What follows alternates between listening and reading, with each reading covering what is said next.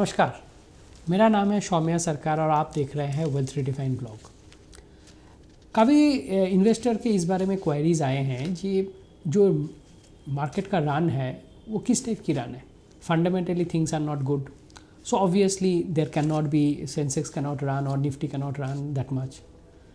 So basically this run is contributed to the liquidity run. Now we have to understand how the liquidity has been created in the market. To understand about the liquidity and other things, we must first know what is about the inflation.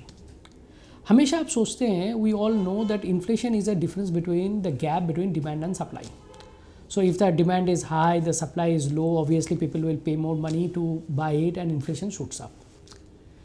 But we have to understand there is another point of inflation.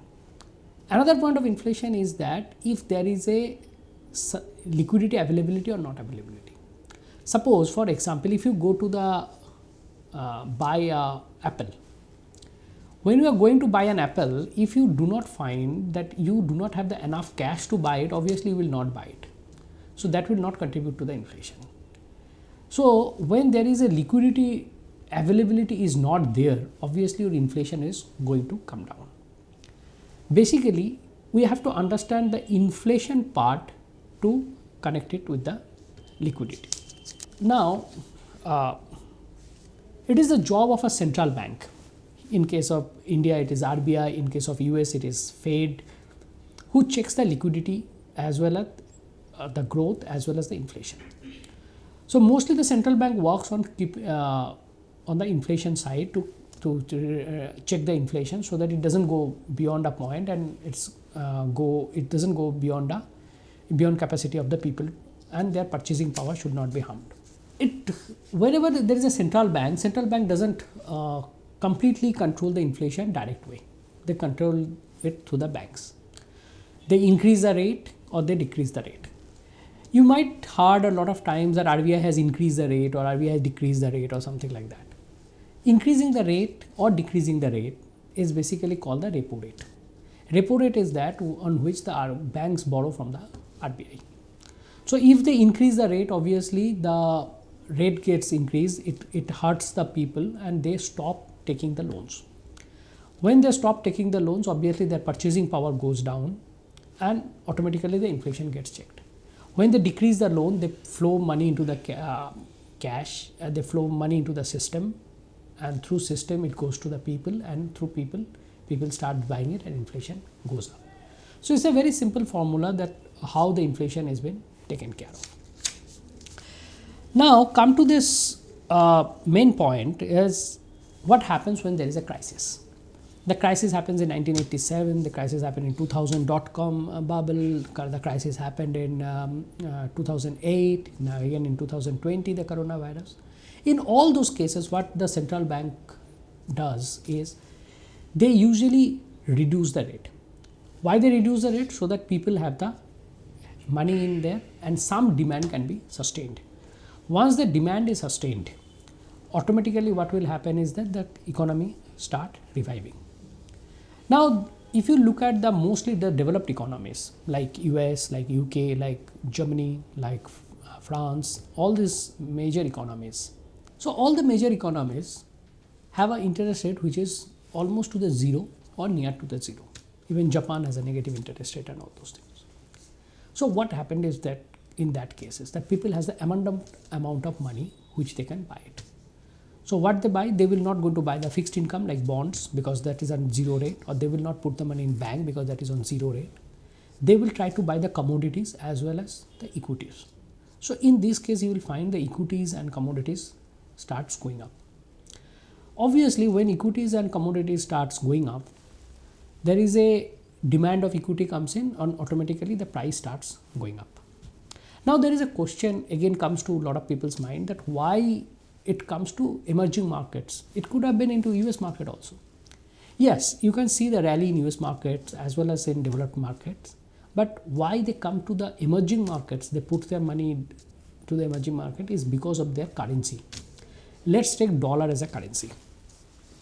So right now dollar is for 75. So if they buy it for certain amount of period, what will happen is that because of the currency demand and supply gap, it will go beyond a certain point. Let's take the dollar as a currency. So when there is a crisis, Fed starts printing the dollar. They will start printing the dollar. As they start printing the dollar more, obviously the value of the currency falls down. Once the value of the currency falls down, what will happen is that the dollar, which was 75, now will become 70. As soon as it becomes 70, the emerging companies, which is the emerging market companies, they will start borrowing the dollars, and that will give them the lower interest. So previously they were borrowing for 75, now they are borrowing the same thing for 70. The profitability margin increases. Second thing is that how it helps in terms of investment. That is a major part as in your portfolios. What happens is that when you buy the dollar, FIIs are selling the dollar at 75. Now what will happen is that suppose there is a 10% or 20% appreciation. Let's say as a 20% appreciation. So it's become 90 rupees. 75 become 90 with a 20%. Now the dollar, because of the extra flow of dollar has become 70.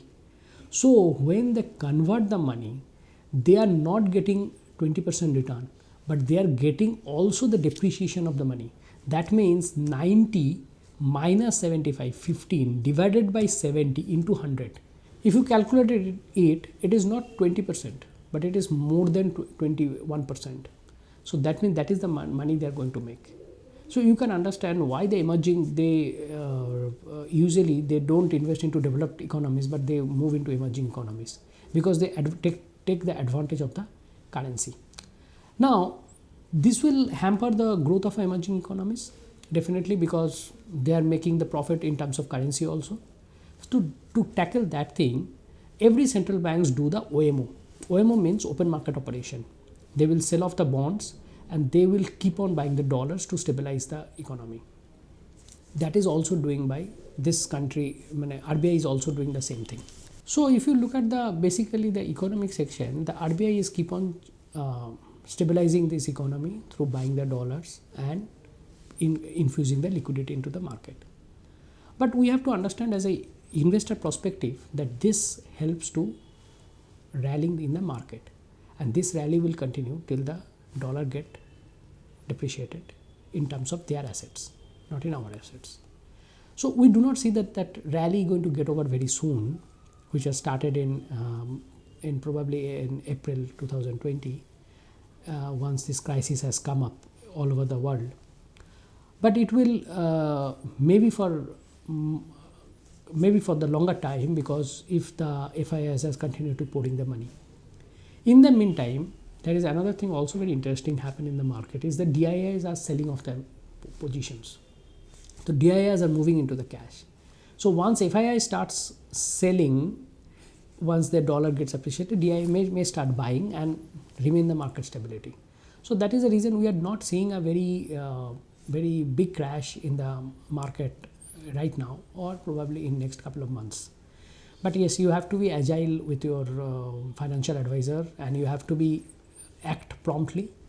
But also I must tell you, you should not panic about this thing, because this is a normal phenomena and we learned it from the Great Depression and other financial crises. So obviously the central banks are keeping all those things in checks and keep the momentum going for time being. Now another question which has come to me is that about the index funds. So now a lot of people are saying that we are going for ETFs and index funds, and they suddenly get them popular.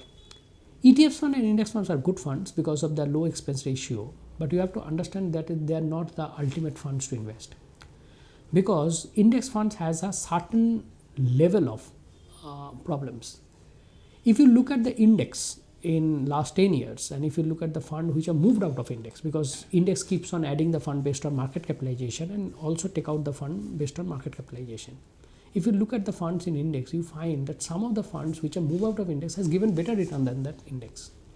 Also, index funds have a problem that they're not holding any cash. Like in this situation, if you invest into an index fund, you will not see a single money has been invested into a cash. That means they are not holding any cash. They are all invested completely. Suppose Yes Bank was a index fund was in index and they moved out of index, obviously what will happen is that index will rebalance themselves with according to that portfolio. But that will not help the index fund to perform. So that is the reason I must tell you to the investors that you should not jump and buying index funds because or ETFs, because you should understand why they are lacking. Low cost definitely has an advantage, but it is not an absolute advantage, because if you do not know when to hold the cash and when to invest the money, you might be in a bull run you might be saved, but in a bear run you might be at a different problem. And at sometimes we have seen that index runs but other things doesn't run. In that case there is a problem. So you need to be apt where you are taking the index funds and what index fund needs to be done. But you also have to talk to your financial advisor to understand about more of an index fund, what kind of index fund is suggested and why this index fund is suggested. Most of the people in the industry, when they're investing, they're looking at two things, so cost and return, but it is not the ultimate thing. Return comes when there is a value. If your value is not been created, unfortunately return will not come. It can come for a very short period of time, but ultimately it will not. One of the great value investors of India is Parag Parikh.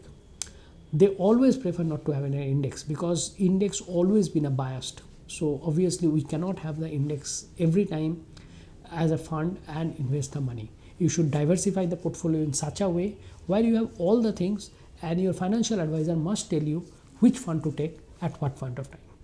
I think we have covered two important things of how the market is running on liquidity, as well as why index funds is always a good proposition that we have followed, we have discussed in this video.